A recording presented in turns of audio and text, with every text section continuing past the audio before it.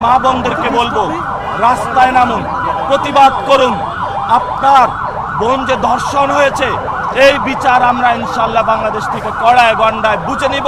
শহীদ ওসমান হাদী ভাইয়ের চত্বর থেকে বলতেছি, বাংলার জমিনে শহীদ ওসমান হাদী ভাইয়ের হত্যাকাণ্ডের বিচার হতে হবে। যদি ওই হত্যাকাণ্ডের বিচার হতো আজকে আমার বোন গণধর্ষণের শিকার হতো না। বিএনপি নামক যে সন্ত্রাসী কার্যক্রম তারা শুরু করেছে দলটি, আজকে সন্ত্রাসী অ্যাক্টিভিটিজের তারা সাহস পেত না। তারেক রহমানকে বলবো, ইঞ্জিনিয়ারিং করেছেন, যথেষ্ট হয়েছে, সন্ত্রাসী কার্যক্রম বন্ধ করুন। আপনার জন্য লজ্জা, অনেকগুলা চান্দাবাদ সন্ত্রাসী দখলদার আপনি পার্লামেন্টে তাদেরকে প্রবেশ করিয়েছেন। আপনার এই প্রশ্রয়ের কারণেই তারা আজকে আমার বোনকে গণধর্ষণের জন্য সাহস পাচ্ছে। এটার জন্য আপনি দায়ী। অতি দ্রুত যদি ব্যবস্থা না নিন, আমি বাংলাদেশের মা বোনদেরকে বলবো, রাস্তায় নামুন, প্রতিবাদ করুন।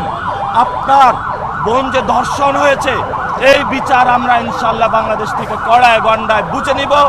সেই জন্য আমাদের যা যা প্রয়োজন প্রত্যেকটা জায়গায় আমরা প্রতিবাদ জারি রাখবো। সেই আহ্বান জানিয়ে বাংলাদেশের মানুষের কাছে আমি আমার